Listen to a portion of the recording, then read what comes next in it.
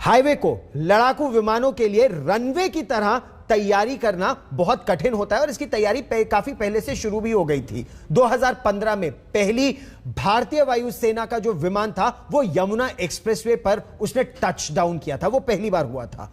अब देश ने यह देखा कि हाईवे पर लैंडिंग और टेक ऑफ बहुत जरूरी है, एक बहुत बड़ा संकेत दुश्मनों को जाता है और इसीलिए यह अब और राज्यों में भी तेजी से हो रहा है।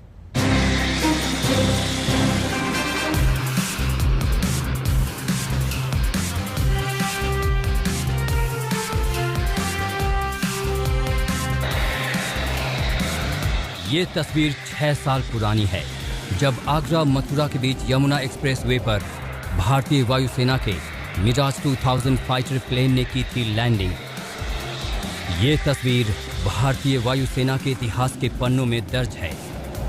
आसमान से दुश्मनों के छक्के छुड़ाने वाला मिराज 2000 विमान किसी एक्सप्रेसवे पर उतरा था। विमान ने ग्वालियर से उड़ान भरी थी और बेहद सहज तरीके से यमुना एक्सप्रेसवे हाईवे पर उतरा था। इसके साथ ही वायुसेना में नए युग का सूत्रपात हुआ।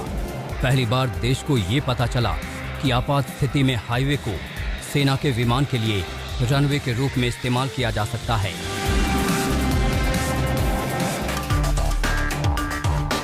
इसके अगले ही साल वायुसेना ने आगरा लखनऊ एक्सप्रेसवे पर अपना दमखम दिखाया। ये प्रयोग ज्यादा बड़ा था। पहली बार 6 फाइटर प्लेन ने हाईवे पर टच डाउन किया था। भारतीय वायुसेना के सरताज सुखोई और मिराज विमानों ने जैसे ही हाईवे पर टच डाउन किया, पूरा देश गर्व से भर उठा। ये तस्वीरें उसी वक्त की हैं।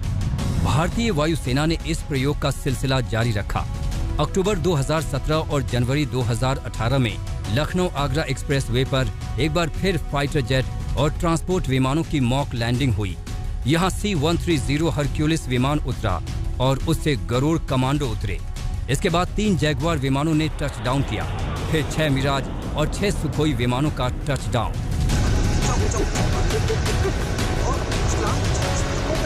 पिछले 6 सालों की कामयाब कोशिशों के बाद ये नतीजा सामने आया है कि देश भर में फैले हाईवे के जाल को आपात स्थिति में रनवे के रूप में इस्तेमाल किया जा सकता है और इसे लेकर सरकार ने एक विस्तृत प्लान भी तैयार किया है।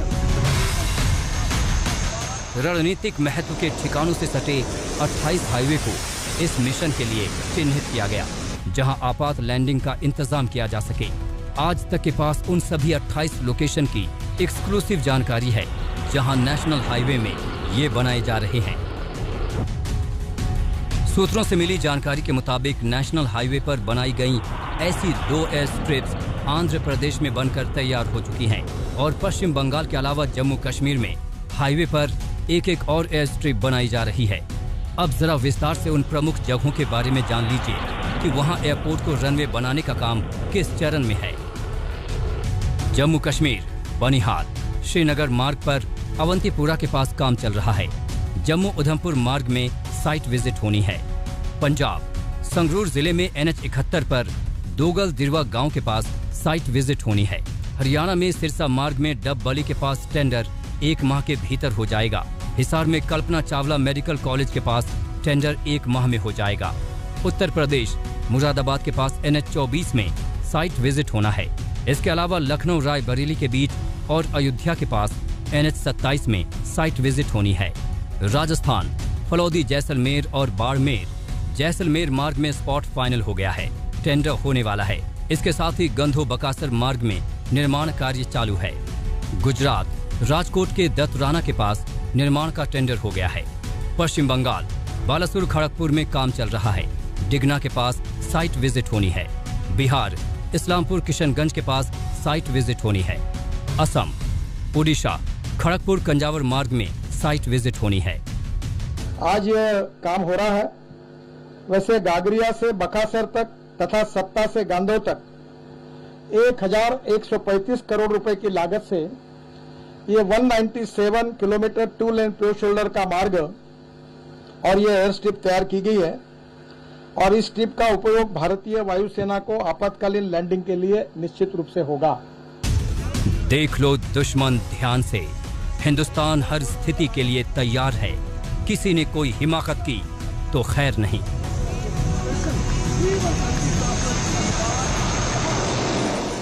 बाड़मेर से मंजीत नेगी के साथ जितेंद्र बहादुर सिंह, दिल्ली आज तक।